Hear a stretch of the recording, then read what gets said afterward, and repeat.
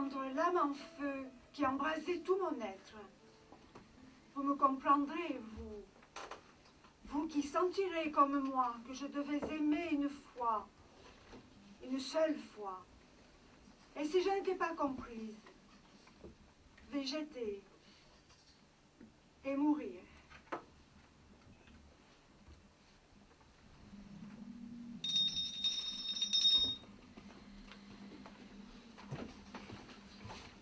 Madame a sonné. Oui, je vous prie faire envoyer cette lettre à la personne et à l'adresse indiquée. Bien, madame. Cette lettre est destinée à monsieur Honoré de Balzac, écrivain français de grand talent.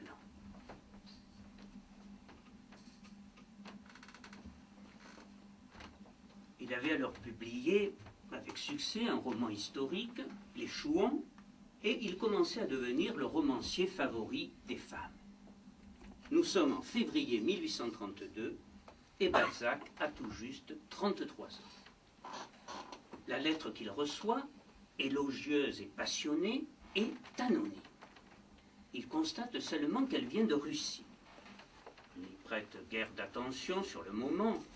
Il faut dire que de toutes parts, des inconnus lui écrivent et s'émerveillent de la connaissance qu'il a de leur sexe.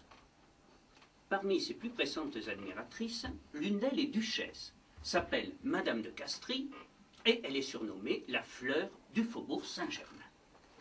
C'est une blonde ravissante qui sait merveilleusement utiliser ses charmes incontestables, mais c'est le type même de la coquette qui se permet de grandes privautés pour finir par se refuser. Elle rend Balzac très malheureux, mais il la prendra plus tard comme modèle dans plusieurs de ses romans. Durant toute l'année 1832, Madame de Castries l'a traîné à Aix, puis à Genève, lui faisant tout espérer pour, une fois encore, l'humilier en se refusant à lui. Ce matin-là, notre écrivain, exaspéré par ces déconvenus, s'est levé du mauvais pied.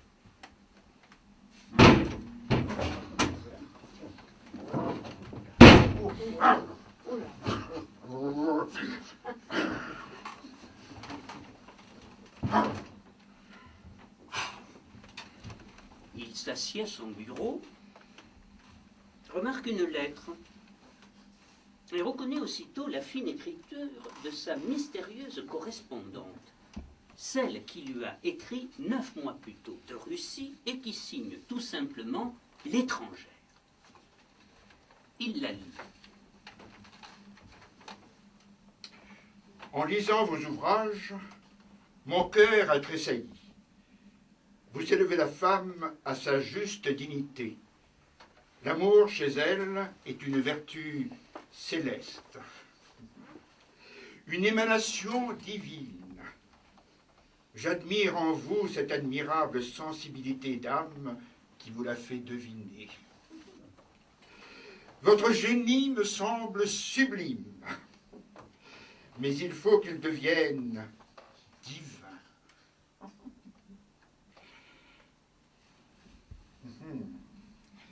Intéressant.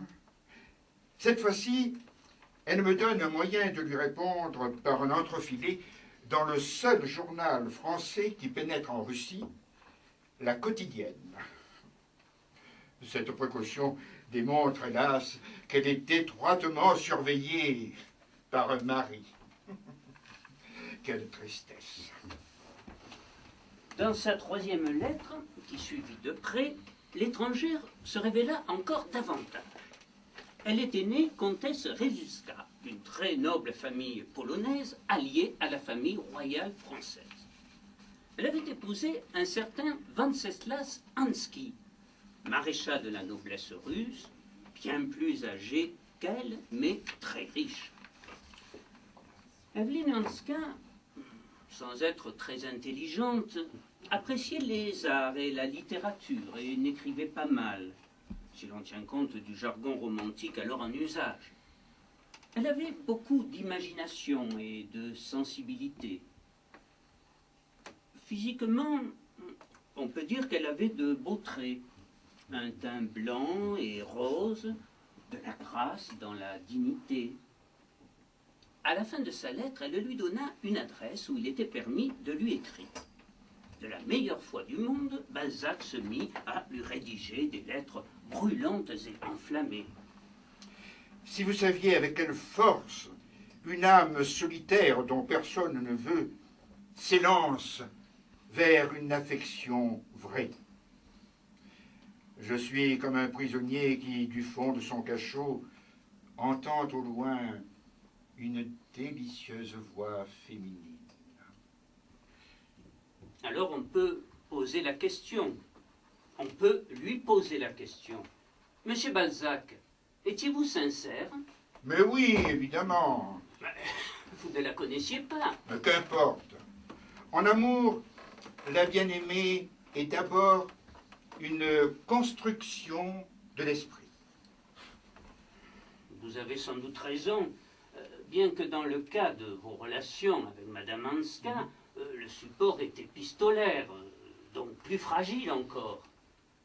Toutefois, il faut reconnaître que la liberté de construction, pour reprendre votre expression, en est plus grande et l'attrait du mystère plus vif, je vous le concède. Cependant, en amour comme à la guerre, pour conclure, il faut se voir de près. Et les deux auteurs et acteurs de cette comédie en arrivèrent très vite à la conclusion qu'une rencontre dans les meilleurs délais était à présent nécessaire. En fait, elle ne posa pas de gros problèmes, cette rencontre, car Wenceslas Hansky se rendait très souvent avec sa femme en Autriche, à Neufchâtel précisément. Ce fut donc dans cette ville qu'il fut décidé d'organiser cette rencontre lors du prochain séjour du couple Hansky en novembre 1833. Il descendait généralement à l'hôtel du Faucon. Balzac partit donc secrètement et prit une chambre dans le même hôtel. Mais, me direz-vous, comment allait-il se reconnaître, puisqu'il ne s'était jamais vu?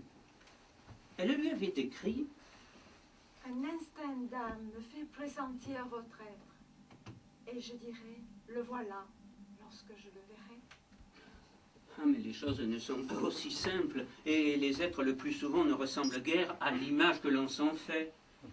À Neufchâtel, il eut une surprise de part et d'autre. Je vis dans le jardin de l'hôtel, sous une tonnelle, une jeune femme un peu grasse, des traits assez beaux. Or, la difficulté qu'avait un de ses yeux pour se rapprocher de l'autre. Avec un air de hauteur, mais aussi de sensualité. Elle lisait un roman de moi.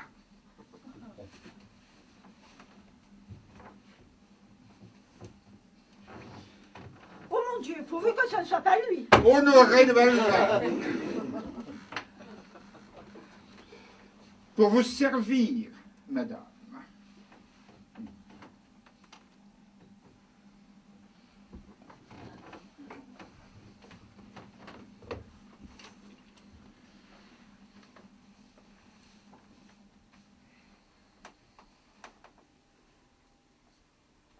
Je dois vous avouer, que j'ai d'abord été déçue. Monsieur Balzac était trop corpulent et aussi trop bruyamment vêtu pour répondre à tous mes rêves de lectrice. Sa chemise grande ouverte dévoilait un cou de taureau, rond comme un tronçon de colonne, sans muscles apparents, et d'une blancheur satinée qui contrastait avec le ton coloré de son visage, aux joues pleines d'une pourpre vivace. Mais les yeux étaient admirables. Ils avaient une vie, une lumière, un magnétisme inconcevable. C'étaient des yeux extraordinaires, à faire baisser la prunelle aux aigles. Des yeux qui, dès que l'on avait rencontré leur regard, empêchaient de remarquer ce que ces autres traits pouvaient présenter de commun ou d'irrégulier. L'expression habituelle de sa figure était une sorte d'hilarité puissante, de joie rabelaisienne et monacale, qui vous faisait penser à frère Jean des Entomeurs, Vous savez bien, ce moine buveur et savant, batailleur, et que l'on rencontre chez Rabelais. Mais le génie brillait dans tous ses propos. Mais la sincérité de l'amoureux semblait évidente. Et finalement, je l'acceptais tel qu'il était. L'essentiel est que nous avons 27 ans, que nous sommes belles, que nous possédons les plus beaux cheveux du monde, la peau suave et délicieusement fine, que nous avons une petite main d'amour, un cœur de 27 ans, naïf, imprudente au point de se jeter à mon cou devant tout le monde. Et je ne parle pas de ces richesses colossales. Mais qu'importe tout cela devant tant de beauté. J'étais enivré d'amour. 27 ans, c'est l'âge qu'elle lui avait confié. C'était faux. Elle avait en réalité 33 ans. Elle était née en 1800. On verra que ce détail est très important pour la suite de l'histoire.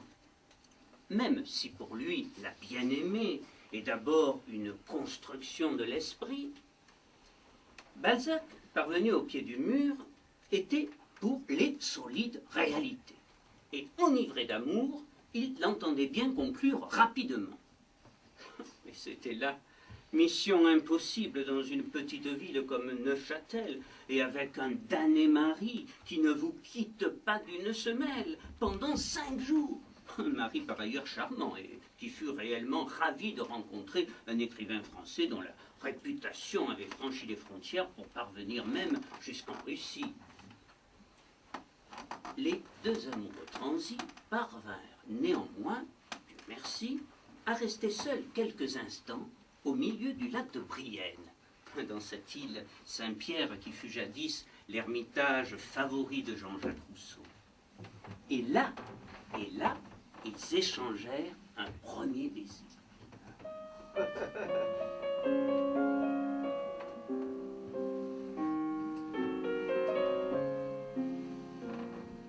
Et ils se promenèrent un petit moment, bras dessus, bras dessous, en devisant cordialement.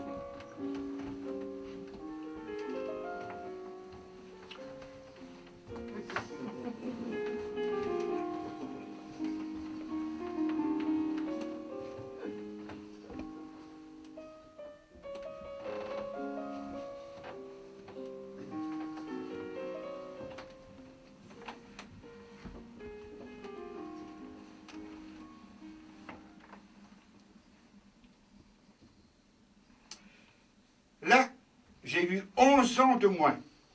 Là, j'ai vu combien j'aimais.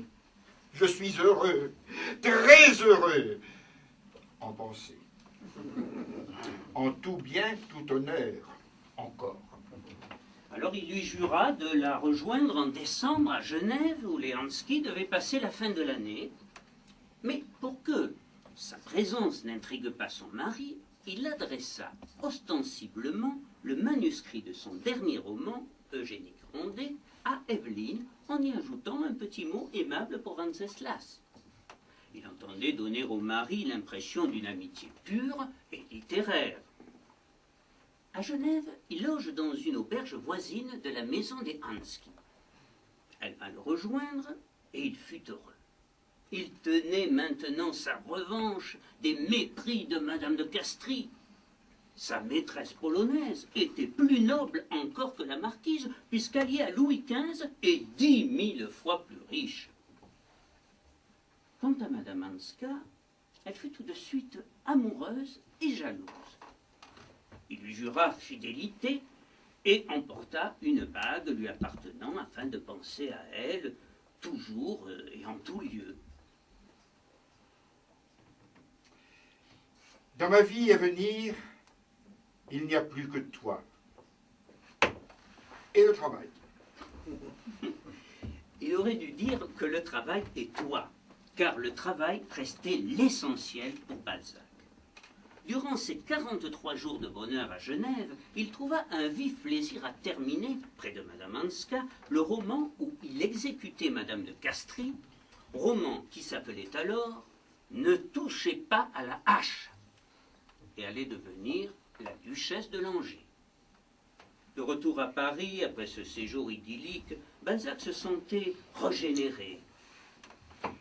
En janvier 1834, Evelyn Hanska reçoit de lui une très belle lettre, passionnée et émouvante, dans laquelle il évoque cette bague talisman qu'il porte à son doigt, comme une trace indélébile de l'être aimé et qui le guide dans l'écriture de son dernier roman. En la lisant, elle aura du mal à contenir son émotion. Si tu savais combien de superstitions tu me donnes. Dès que je travaille, j'ai à mon doigt le talisman. Cet anneau sera à mon doigt pendant toutes mes heures de travail. Je le mets au premier doigt de la main gauche, avec lequel je tiens mon papier, en sorte que ta pensée m'étreint. Tu es là, avec moi. Maintenant, au lieu de chercher en l'air mes mots et mes idées, je les demande à cette délicieuse bague. Et j'y ai trouvé tout Séraphita. Amour céleste, que de choses j'ai à te dire, et pour lesquelles il faudrait les saintes heures pendant lesquelles le cœur sent le besoin de se mettre à nu. Les adorables plaisirs de l'amour ne sont que les moyens d'arriver à cette union, cette fusion des âmes. Chère, avec quelle joie je vois mes fortunes de cœur et le sort de mon âme assuré. Oui, je t'aimerai, seule et unique dans toute ma vie. Tu as tout ce qui me plaît. Tu exhales pour moi le parfum le plus enivrant qu'une femme puisse avoir. Cela seul est un trésor d'amour. Je t'aime avec un fanatisme qui n'exclut pas cette ravissante quiétude d'un amour sans orage possible. Oui, dis-toi bien que je respire par l'air que tu aspires, que je ne puis jamais avoir d'autre pensée que toi. Tu es la fin de tout pour moi. Tu seras la dilecta jeune, et déjà je te nomme la prédilecta. Ne murmure pas de cette alliance de deux sentiments. Je voudrais croire que je t'aimais en elle, et que les nobles qualités qui m'ont attendri, qui m'ont fait meilleure que je n'étais, sont toutes en toi. Je t'aime, mon ange de la terre, comme on aimait au Moyen-Âge, avec la plus entière des fidélités. Et mon amour sera toujours plus grand, sans tache. Je suis fière de mon amour. C'est le principe d'une nouvelle vie. De là, le nouveau courage que je me sens contre mes dernières adversités. Je voudrais être plus grand, être quelque chose de glorieux, pour que la couronne apposée sur ta tête fût la plus feuillue, la plus fleurie, de toutes celles qu'ont noblement gagné les grands hommes. N'aie donc jamais ni défiance, ni crainte. Il n'y a pas d'abîme dans les cieux. 1000 baisers pleins de caresses, 1000 caresses pleines de baisers. Mon Dieu, que ne pourrais-je jamais te faire bien voir combien je t'aime, toi, mon Ève. Balzac était à la fois heureux et très fier de cette conquête exceptionnelle. Mais si vous pensez que Madame Hanska avait bouleversé sa vie au point de le rendre insensible au charme des autres femmes, vous avez tout faux. Et vous connaissez mal notre grand écrivain. L'homme Balzac était incapable, absolument incapable, de réfréner ses pulsions. Il lui était impossible de résister plus de 30 secondes aux multiples tentations de la terrible gent féminine. Et tout en pensant souvent à Evelyne, en rêvant sans doute, vu l'âge de son époux, qu'elle serait bientôt libre, et qu'une union qui le ferait à la fois heureux est richissime, serait alors possible. Il multipliait les liaisons et les mésaventures amoureuses, comme par exemple avec la femme de lettres Caroline Marbouti, avec laquelle il parcourut l'Italie, ou encore avec la comtesse Guido Boni Visconti. À propos d'une possible union avec Madame Hanska, il faut préciser qu'elle-même lui fit miroiter ce confus espoir. Il y avait, en quelque sorte entre eux, promesse de veuvage. Et tout en poursuivant sa vie galante, Balzac continua à écrire des lettres ardentes à l'étranger. Des lettres dont on ne peut douter qu'elles étaient sincères, mais sincères au sens balzacien du terme. Cependant, Madame Hanska recevait dans le même temps des lettres de ses amis parisiens ou de parents de passage à Paris qui lui parlaient sans embâche des bonnes fortunes de Balzac. Elle ne manqua pas d'adresser de vifs reproches à Balzac qui lui avait pourtant assuré que dans sa vie il n'y avait que toi et le travail. Balzac se défendit, plutôt maladroitement d'ailleurs, en lui disant qu'il ne fallait surtout pas prêter l'oreille aux rumeurs qui couraient dans la capitale, et en lui assurant qu'il menait une vie de cénobite. Et en énumérant ses chefs-d'œuvre, le Père Goriot, Séraphita, les mémoires de deux jeunes mariés, le Lys dans la vallée. Et comment aurais-je pu les écrire si je n'avais travaillé jour et nuit? Et où diable un homme qui ne quitte pas sa table de travail trouverait-il le temps et le loisir d'avoir des maîtresses? Cela paraissait vraisemblable et logique, mais Madame Hanska ne fut pas dupe. Et il comprit entre les lignes qu'elle souhaitait, qu'elle semblait lasse et ne souhaitait plus le revoir. Craignant une rupture, il partit aussitôt pour Vienne, où elle se trouvait alors, et tenta de la récupérer. Elle lui fit de nombreux reproches, mais il jura que tout était faux, avec une telle sincérité qu'elle finira par se laisser convaincre. Et il put ainsi la reconquérir. Mais cette fois, le bonheur fut moins complet qu'à Genève. Un ressort était cassé. Désormais, elle doutait de lui, elle doutait de son amour.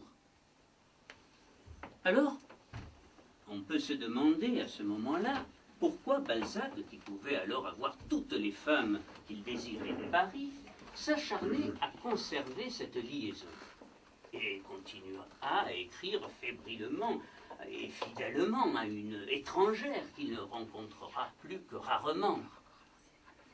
Après le séjour de Vienne, il ne la verra plus pendant 8 ans. Le plus simple n'est-il pas de lui poser directement la question? Monsieur Balzac, pourquoi cette obstination, pour ne pas dire cet acharnement? Mais voyez-vous, la raison en est simple. Malgré mes infidélités, j'avais pour elle un authentique et profond amour. Nous voulons bien vous croire, et ne pas prendre en considération les commérages de certains dans le microcosme littéraire parisien qui prétendent que vous souhaitiez, sans en parler, la mort du mari, avec en arrière-plan cet espoir, le mariage, et par là même l'accession à l'immense fortune d'Evelyne, qui aurait résolu comme d'un coup de baguette magique tous vos problèmes financiers. Mais en dehors de l'amour, n'y avait-il pas aussi le fait que cette maîtresse lointaine, isolée du dangereux milieu de Paris, était pour vous une confidente? Oh, il est vrai que j'avais besoin de parler de mes dettes, de mes rentrées d'argent, de mes projets littéraires.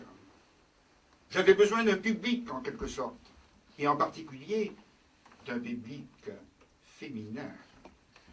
Les femmes que je fréquentais à Paris s'intéressaient plus à la bagatelle qu'à m'entendre parler de moi ou de mon œuvre. Evelyne Hanska avait le goût des lettres, des idées, des loisirs.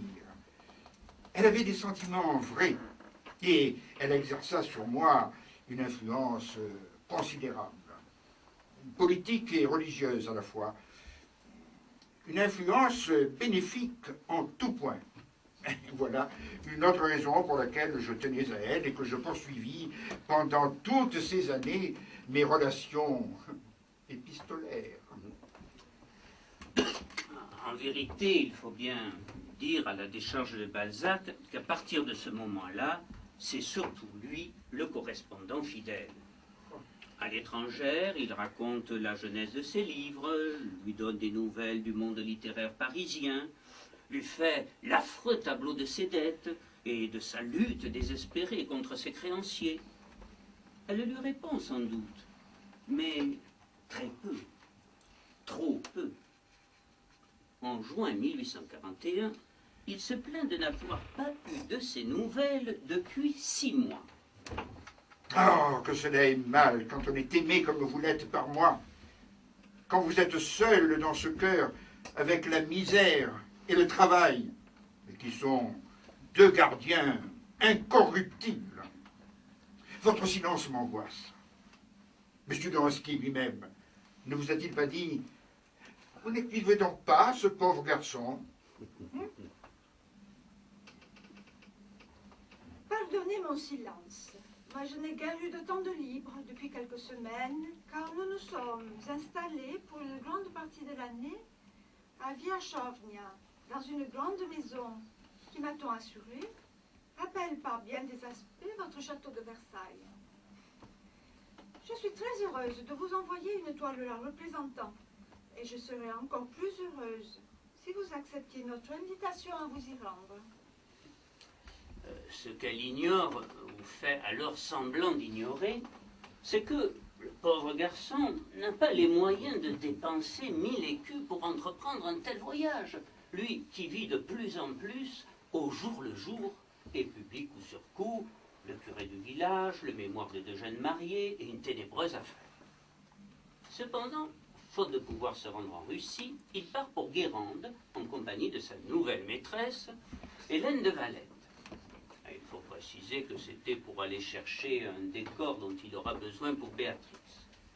Il continue également à écrire des lettres de plus en plus longues, de plus en plus enflammées, à sa chère Évelyne. Mais il ne reçoit pas de réponse et s'en inquiète. Les mois passent, toujours pas de lettres. Je n'ai toujours pas reçu de lettre de vous. Et voici la 5e lettre que je vous écris sans avoir eu de réponse. Je suis plus qu'inquiet. Je ne sais que penser. Ingrato cuore. Madame Ansta, quelle ingratitude! N'avez-vous donc pas de pitié pour celui qui se morfond dans l'attente d'un petit signe de vous?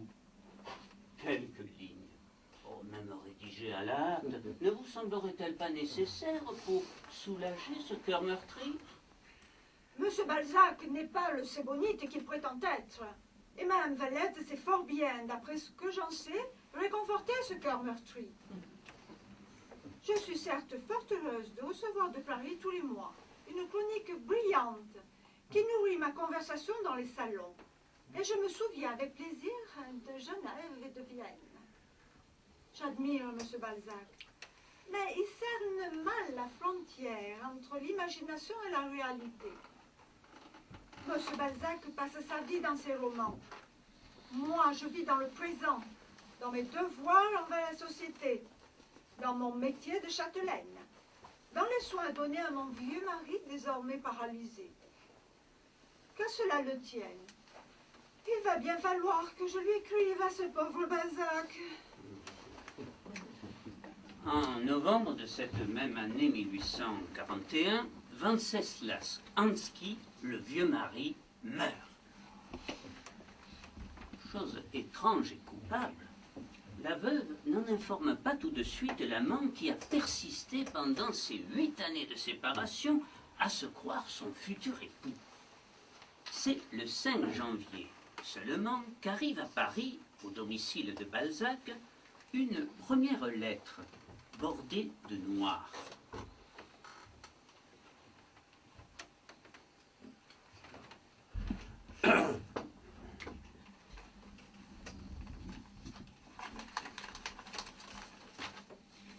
Venceslas est mort! Venceslas est mort! Venceslas est mort! À l'annonce de la nouvelle, l'amour de Balzac rebondit et son imagination part en campagne. Il a sous les yeux, dans son cabinet de travail, une lithographie qui représente le magnifique château d'Ukraine dont il va, pense-t-il, devenir le seigneur. Le voilà qui s'abandonne à l'autogriserie. Il oublie de bonne foi que le lien, en 8 ans, s'est desserré entre l'étrangère et lui. Ce mariage va se faire, il en est certain. Il va se faire vite, très vite, et il sera riche, riche comme Crésus. Des millions de roubles, des océans de blé, et adieu ces créanciers avides, adieu aux vaches maigres, et vive la vie. Et soudain, de bonne foi, je le répète, il se croit plus amoureux que jamais de cette femme dont il s'est pourtant bien passé depuis Vienne. Ce ne sont plus des lettres qu'il lui envoie à présent, ce sont de véritables journaux. J'aime uniquement et j'espère. Je ne veux pas que vous ayez de tristesse, vous avez fait votre devoir. Je veux que vous sentiez tout ce que vous êtes pour moi. Mais je veux aussi que vous sentiez tout ce que je suis pour vous. Il y a quelque chose de fixe et d'immuable dans mon cœur qui doit donner de la force à ma chère compagne.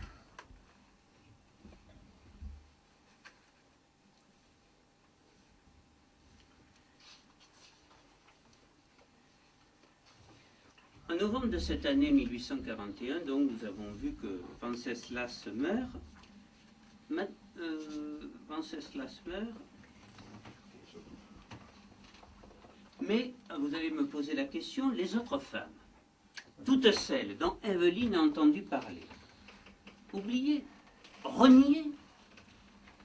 Cependant, il faut bien dire que Madame Hanska répond peu ou mal avec une lenteur paresseuse et sans grand enthousiasme à cette fougue et à cette impatience singulière. Et à nouveau, il se plaint de son silence. Savez-vous que je suis dans de mortelles inquiétudes? Voilà 3 jours que j'attends une lettre de vous et qu'elle ne vient pas. Vous devriez, ma chérie, m'envoyer une lettre toutes les semaines. J'ai bien plus de soin de vous que vous de moi. Alors d'aucuns ont conclu qu'elle ne l'aimait pas, voire qu'elle ne l'avait jamais aimé. C'est juger un peu trop vite. Il faut bien voir que Madame Hanska n'était pas dans la situation d'une veuve ordinaire. Elle était naturellement attachée à son château et à toutes les propriétés, même si dans son testament, Venceslas léguait tous ses biens à leur fille unique, Anna, et à sa veuve seulement l'usufruit. Elle ne pouvait pas abandonner l'administration de l'immense domaine tant qu'Anna ne serait pas mariée, protégée. Non, je ne pouvais pas. Je ne pouvais pas. Et puis, qu'aurait dit le tsar si moi, polonaise, donc suspecte, j'avais épousé un étranger et j'étais partie vivre à Paris? J'aurais bien pu me retrouver sans un rouble en poche. De surcroît, j'avais maintenant 42 ans. Je n'étais plus une enfant. Je me sentais à 100 lieues d'une aventure de cœur. Veuve d'un maréchal de la noblesse, responsable de ma fille encore très jeune, entourée de parents et d'amis, suzeraine de 4000 âmes, très pieuse, familière de l'évêque et de nombreux prêtres. Je portais sur mes blanches épaules un poids très lourd d'obligations. Quant à l'homme de génie auquel je m'étais attachée chaque fois que je l'avais rencontré, en 8 années de séparation, j'avais appris, hélas, à me passer de lui. Et d'ailleurs, mon admiration profonde était une admiration portée à l'écrivain et à son œuvre, plus qu'à la personne physique, dont le physique ne m'avait jamais séduite. même si je m'étais habituée à sa corpulence et à ses manières. Et puis, il m'écrivait des lettres si touchantes, si pathétiques, que j'en étais à chaque fois, toute bouleversée. Il m'assurait même, mais était-il vraiment sincère? Et dans ce cas, quel changement?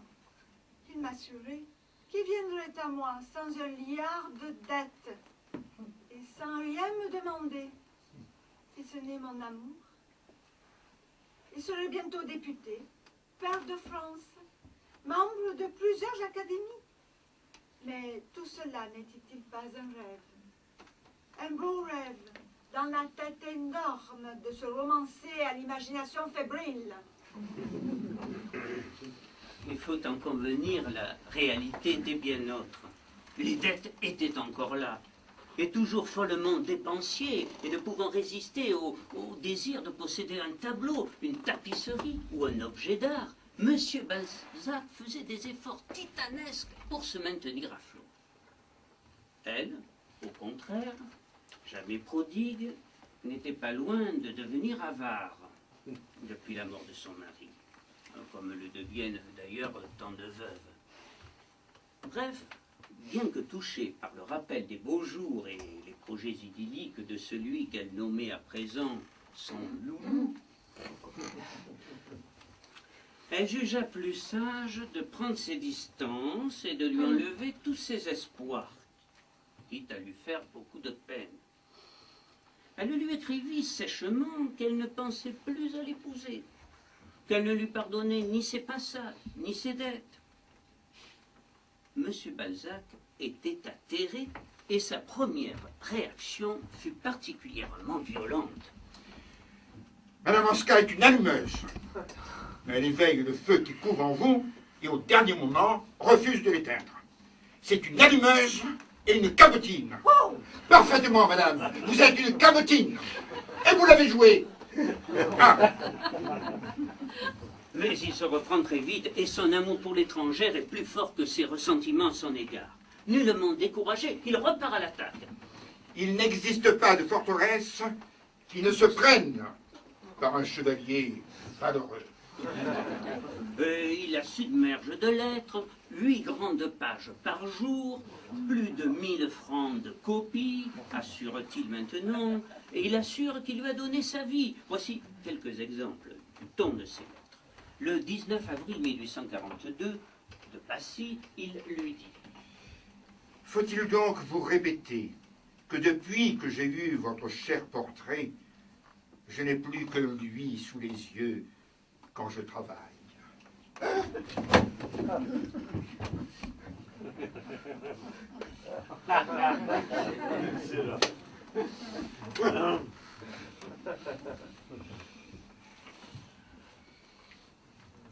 Et jamais personne n'est entré dans l'endroit où je travaille, à moins que la divine image ne fût retirée. Et depuis que j'ai vu Vierchnovnia, mes yeux ont constamment embrassé ce paysage. Ce paysage. Et vous. En sorte que je n'ai pas ravaudé de phrases, cherché d'idées ou trouvé de sujets qui ne soient dans vos yeux ou dans les temps. À Passy, mon cabinet est tout tendu de velours rouge avec des cordons en soie noire. Et vous ressortez sur ce fond riche dans un cadre d'or sculpté comme une étoile que vous êtes. Vierchnovnia est en face. Le 12 juillet, comme elle lui reproche encore ses folles dépenses, il s'insurge. Vous me croyez fastueux, et je suis l'homme le plus économe qui existe. Seulement, il y a des calculs que les imbéciles appellent du faste. Exemple, rue Cassini. J'ai acheté pour 1500 francs de tapis en 1833. Ils sont encore neufs et très beaux. Bon, on a crié au luxe. Ils couvrent 7 pièces et sont encore très beaux. Depuis 10 ans, si j'avais fait frotter mes pièces par un frotteur à 5 francs par mois, J'aurais donc dépensé 5 multiplié par 12, multiplié par 10 ans, égale 600 francs. Voilà. J'aurais dépensé 600 francs dont il ne me resterait rien. Ils dureront encore 10 ans et seront une magnificence dans une terre. Eh bien, j'aurais eu du luxe là où un ménage économe aurait eu la pauvreté. Mon cabinet est tendu de velours rouge. On a crié au luxe, hein. Les gens qui crient au luxe mettent chez eux du papier à 10 francs le rouleau. Un rouleau équivaut à 5 aunes d'étoffe. Et mon étoffe coûte 2 francs 50. Alors eux, ils laissent leurs 10 francs au propriétaire, et moi, j'emporte mes 12 francs 50 quand je quitte mon appartement. Mais on dira que je me ruine en aveuglement. Ici, la chambre de ma mère est tendue en Perse, qui a duré 10 ans, rue Cassini, et qui durera encore 10 ans, et qui coûtait 2 francs l'aune, seulement.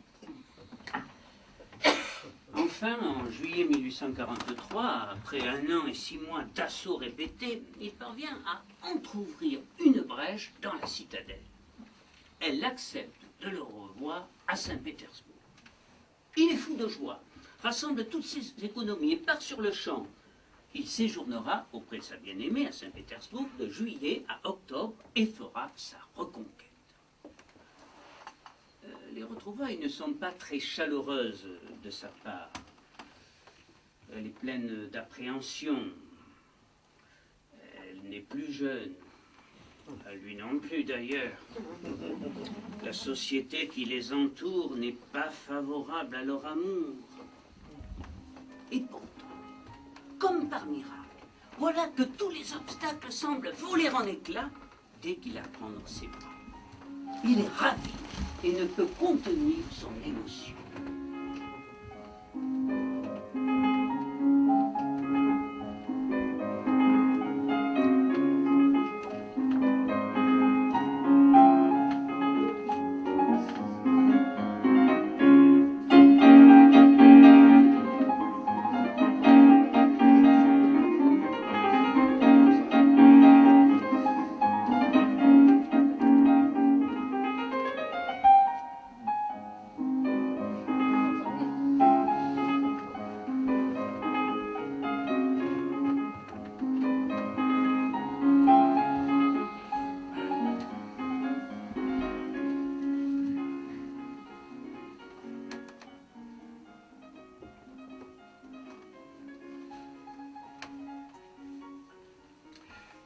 Je ne l'avais pas vue depuis Vienne, et je l'ai trouvée aussi belle, aussi jeune qu'alors. Elle m'a reçu comme un vieil ami.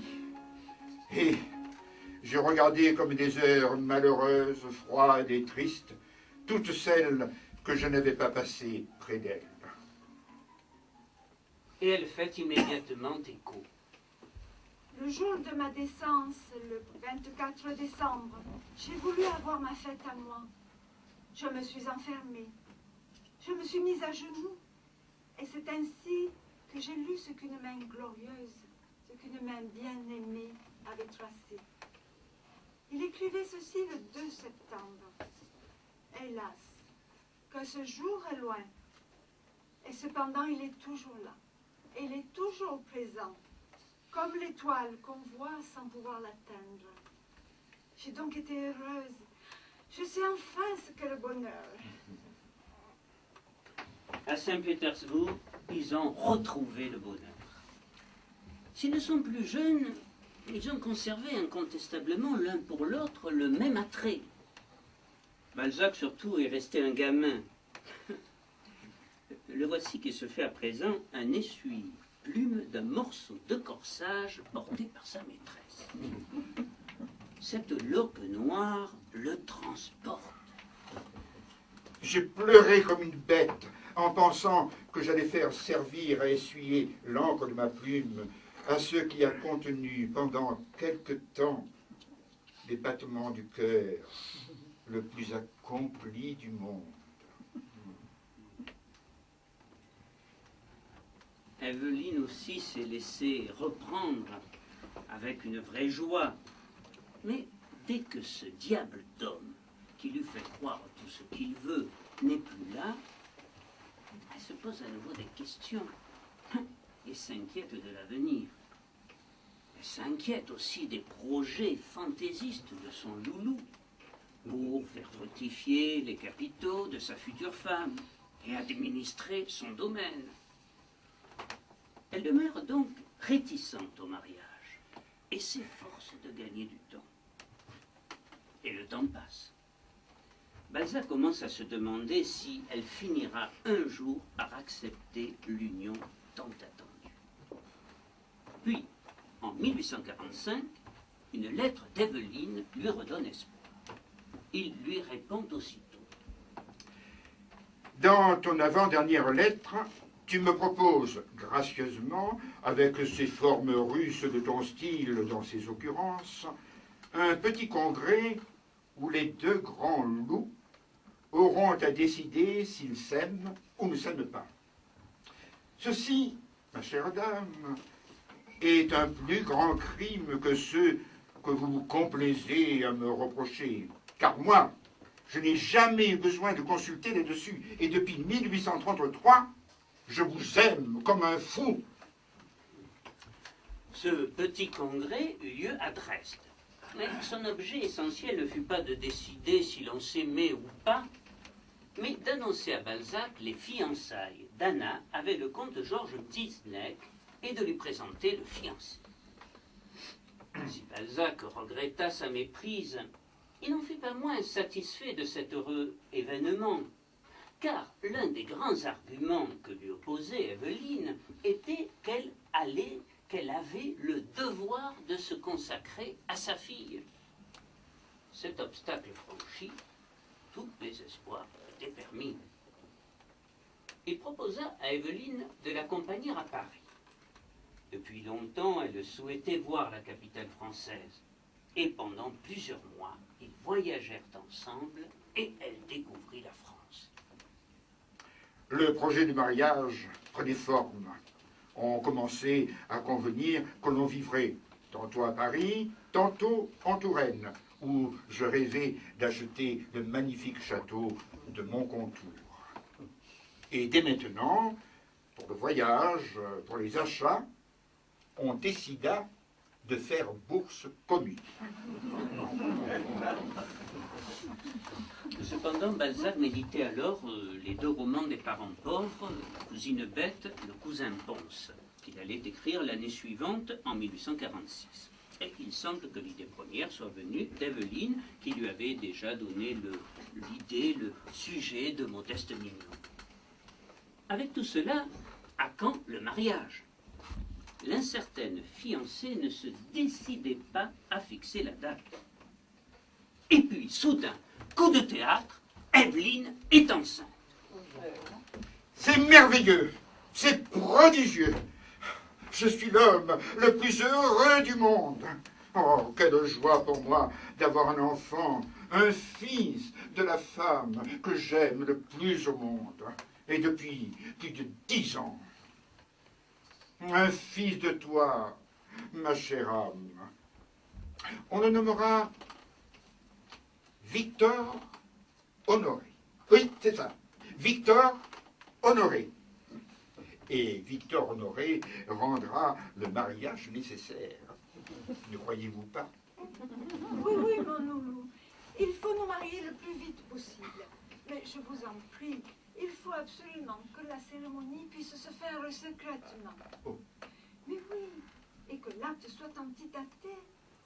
Comprenez-moi, pour que le mariage semble antérieur à l'avènement. Balzac court aussitôt à Metz, où il a des amis dévoués, dont un maire fort obligeant et remarquablement discret. Il se contentera de quelques pièces d'identité. Le mariage se fera la nuit chez le maire. On ira demander la bénédiction nuptiale, soit à l'évêque de Metz, qui est un ami du maire, soit au bon curé de Passy, qui ne sait rien refuser à Balzac. Le 13 octobre 1846, Anna épouse Georges Mzinek à Wiesbaden, mais l'autre mariage continue à être retardé. Malgré sa grossesse, Madame Hanska, enceinte de 5 mois, soulève 1000 objections. C'est en partie de la faute de Balzac, qui ne cesse de lui envoyer d'interminables listes d'achats faits par lui et de lui demander de l'argent, toujours de l'argent. Il a conclu le marché pour ce qui devait être leur nid d'amour, la maison du 12 rue Fortuné, actuelle rue Balzac. Ce bel hôtel coûtera 100 000 francs avec le mobilier. Naturellement, Balzac n'a pas cette somme. Il compte naturellement qu'Evelyne paiera sa part. Quand on pense que Madame Hanska lui a déjà donné plus de 100 000 francs or, on comprend qu'elle éprouve quelque inquiétude. Par ailleurs, il y a aussi une autre cause d'atermoiement de la part de Madame Hanska qui me semble capitale. Balzac lui écrit le 26 octobre 1846 « Nous pourrons très bien nous marier à Passy.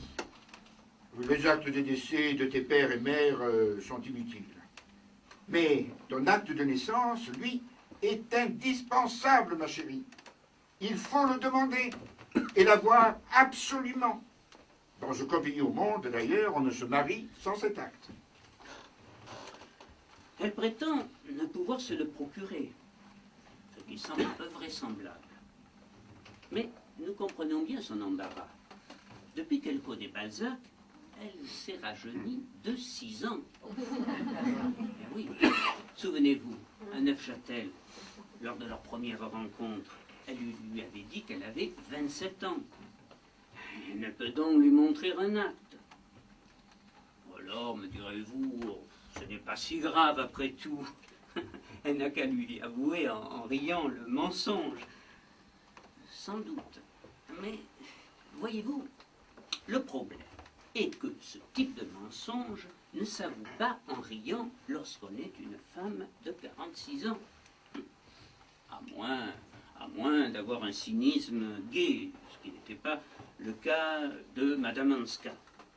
Je crois vraiment qu'une telle révélation n'était pas envisageable pour elle. En tout cas, à partir de cette demande, elle bat en retraite, décide d'accoucher secrètement et de confier ensuite l'enfant à Balzac et de retourner en Ukraine et, malgré le scandale, de reconnaître Victor Honoré dans un acte de mariage ultérieur.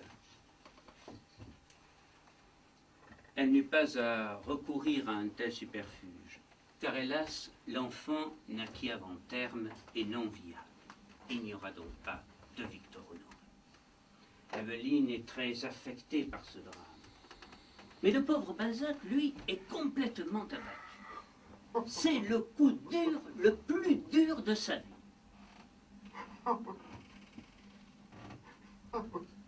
Et de surcroît, il se dit qu'il va falloir sans doute encore attendre.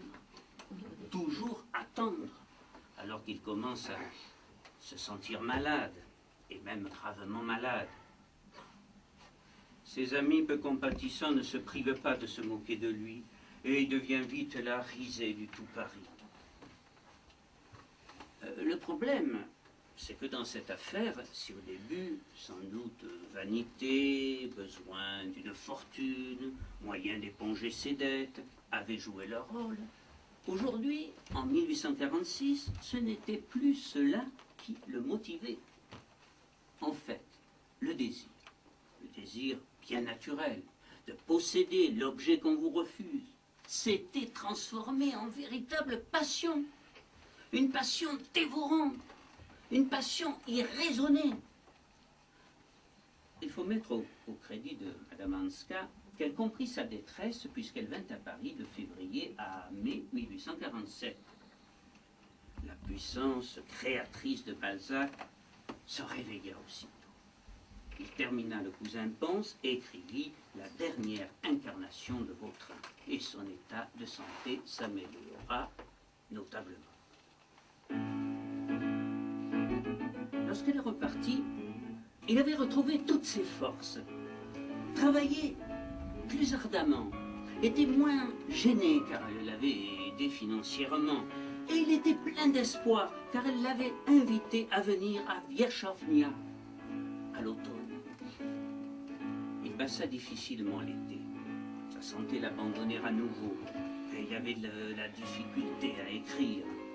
Et peu à peu, le vide s'était fait autour de lui. Où était le temps où il avait plusieurs maîtresses qui se disputaient au seuil de sa porte? Enfin, le mois de septembre arriva. Il avait ses visas, l'argent du voyage qui lui venait probablement d'Evelyn, et le voilà parti. Enfin, il allait connaître ce paradis dont il avait tant rêvé, Wierzchownia. Il fut pourtant un peu déçu. La maison était bien un palais, et il y avait 300 domestiques, mais le confort était spartiate. Une simple lampe quelle, des poêles chauffés à la paille. La maison de la rue Fortuné était bien plus confortable. Quant à la fameuse fortune, il apprit en arrivant que Madame Hanska en avait fait don à sa fille, ce qui, en cas de mariage, mettrait le patrimoine familial à l'abri des mains percées d'Abalzac. En fait, l'argent ne le motivait plus.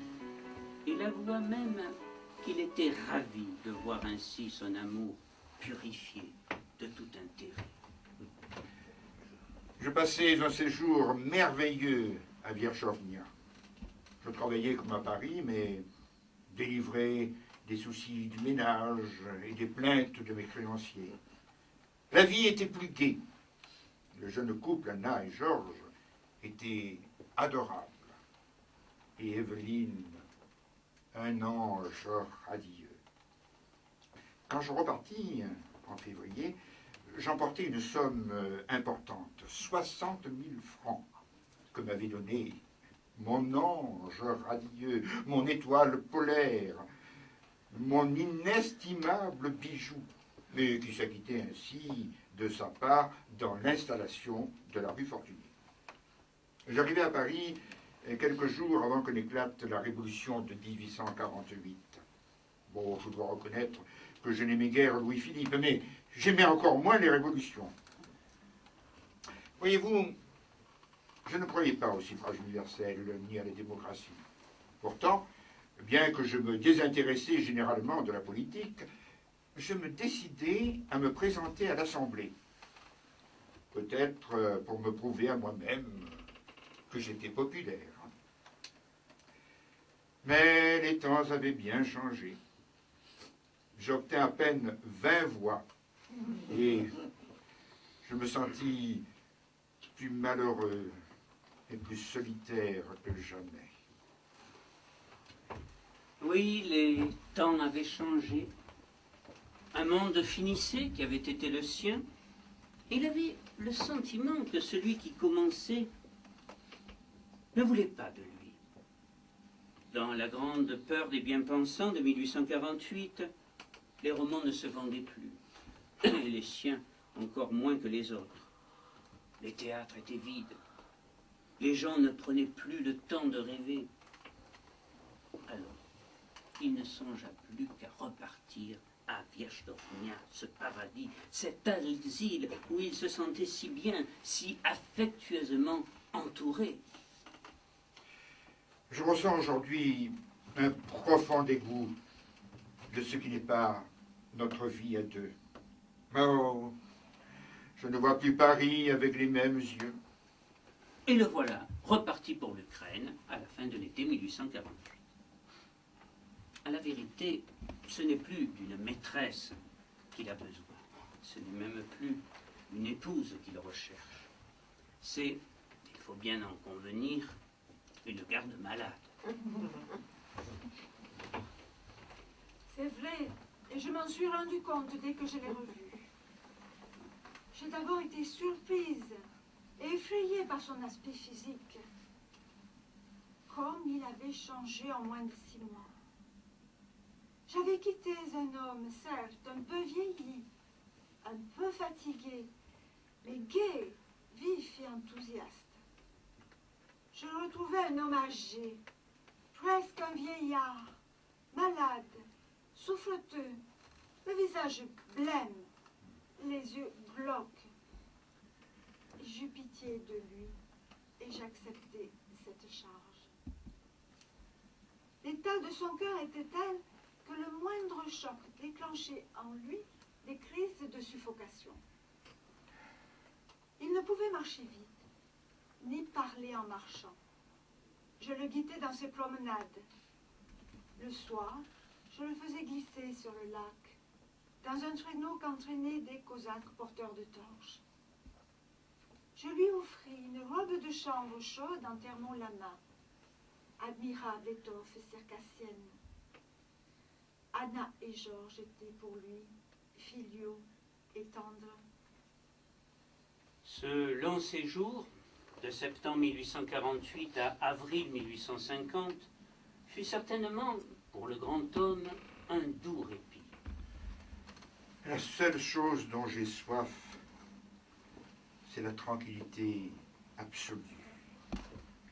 La vie intérieure et le travail modéré pour finir la condition humaine. Mais surtout, la même idée, à nouveau dans sa tête, une idée devenue obsession revenait, le mariage.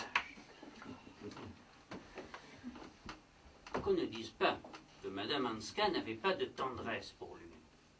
Se dévouer pendant 18 mois à un hôte infirme, soigner un malade, imposer un milieu hostile est un faisceau de preuves. Elle aimait Balzac. Mais elle hésitait encore. Car si elle aimait l'homme et admirait son génie, elle avait toujours peur de ses folies. Balzac le savait. Et il écrivit en mars à sa mère. Aussi est-elle avare et prévoyante au-delà de toute expression.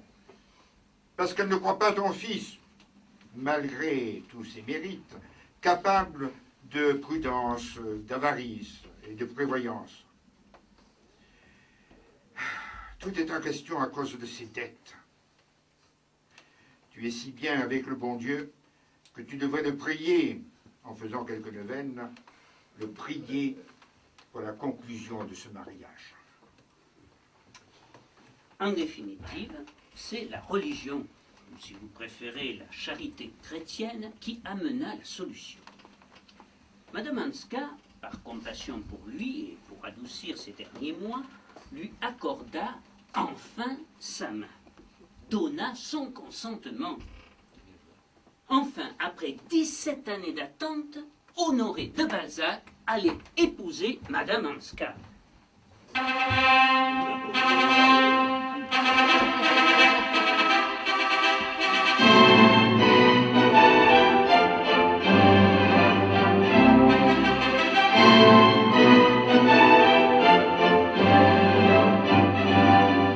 Et le plus extraordinaire, c'est que tout à coup, tous les obstacles tombèrent, l'un après l'autre, comme par enchantement.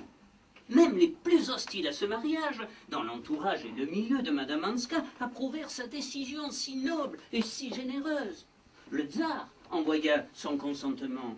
L'évêque de Jitomir, d'abord très réticent en raison de l'œuvre et de la vie de Balzac, donna son autorisation pour la célébration du mariage. Un saint abbé, Victor Ozarovski, profondément respecté, se chargea de confesser Balzac, qui, après tant d'années vécues dans le péché et le scandale public, avait bien besoin de faire sa paix avec l'Église. Et le mariage tant attendu, tant espéré par lui, fut enfin célébré en Ukraine.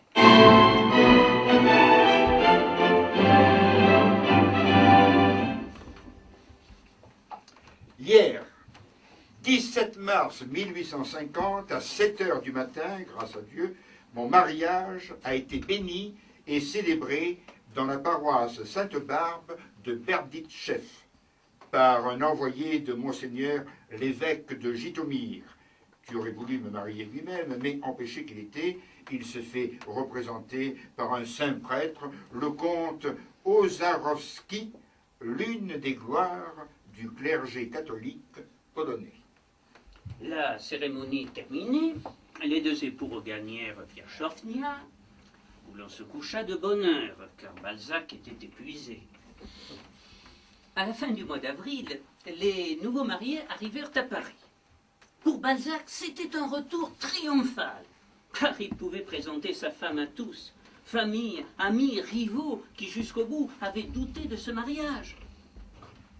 Je passerai rapidement sur l'épisode rocambolesque du retour, rue Fortuné, de la maison illuminée, de la porte qu'il fallut enfoncer pour entrer, du valet de chambre François Munch devenu subitement fou, brisant la vaisselle et les meubles et saccageant tout.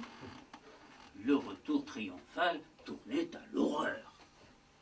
Cette mésaventure malheureuse aurait pu être perçue comme un mauvais présage pour les jeunes mariés, mais il en aurait fallu plus pour entamer leur félicité, et Balzac jubilait. Il avait oublié, semble-t-il, ce proverbe, arabe ou turc, qu'il citait pourtant très souvent. Quand la maison est finie, la mort entre. Sa maison était achevée, le souhait de 17 ans exaucé, les dettes allaient être payées, il était naturel que la mort vint frapper à la porte.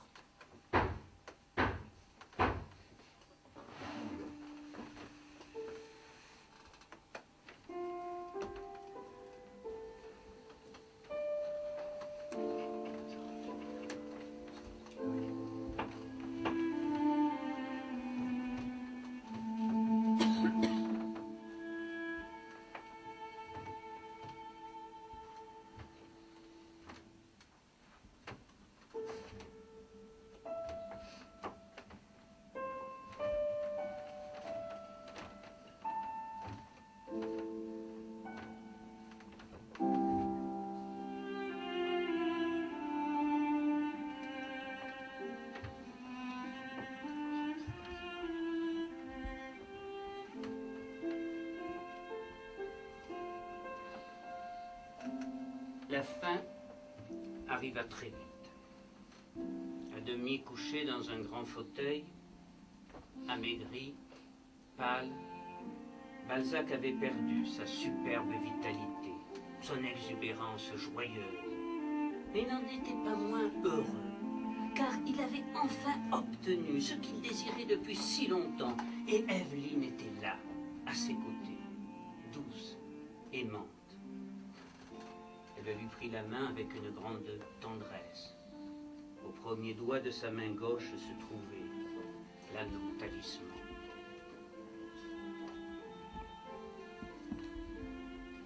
Il vécut si intensément dans l'univers de son imagination qu'il demanda que l'on appelle à son chevet Horace Bianchon, le grand médecin de la comédie humaine. Victor Hugo raconta sa visite à Balzac mourant.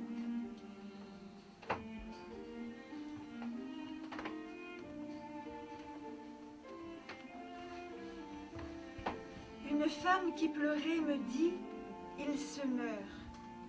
Madame est rentrée chez elle. Les médecins l'ont abandonné depuis hier. Ils ont dit, il est perdu. Et ne sont pas revenus. On est allé chez 4 ou 5, inutilement. Tous ont répondu, il n'y a rien à faire. La nuit a été mauvaise. Ce matin, à 9 h, monsieur ne parlait plus. Madame a fait chercher un prêtre. Le prêtre est venu et a donné l'extrême onction à monsieur. Monsieur a fait signe qu'il comprenait. 1 heure après, il a serré la main à sa sœur, Madame Surville. Depuis 11 heures, il râle et ne voit plus rien. Il ne passera pas la nuit. Victor Hugo.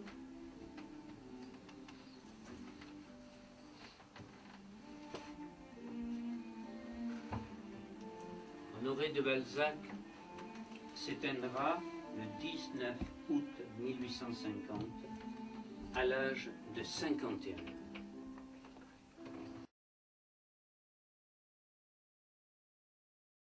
Madame de Balzac était rentrée chez elle, nous dit Hugo. Elle était rentrée, mais épuisée, à bout de force. Et parce qu'il ne restait aucun espoir, et non pas comme l'a imaginé cyniquement Octave Mirbeau pour rejoindre un soi-disant amant. Tous ceux qui la connaissaient bien parleront de son incomparable douleur.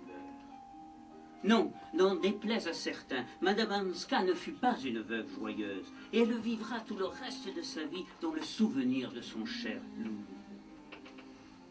Légataire universel de son mari, elle accepta cet héritage qui n'était pourtant qu'un formidable passif.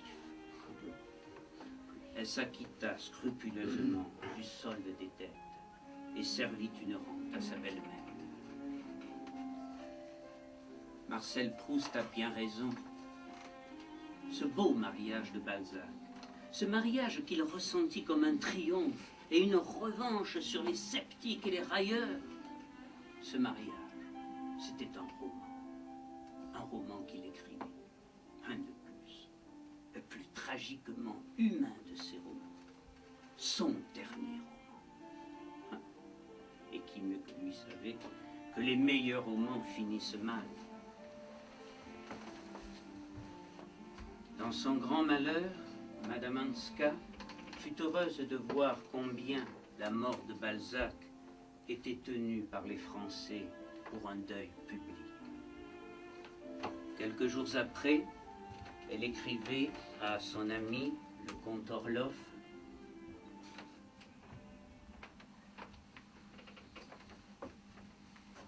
La mort de mon mari fut non seulement pour moi, qui ai tellement hâte de le rejoindre, mais pour la France et pour l'Europe, une mort irréparable.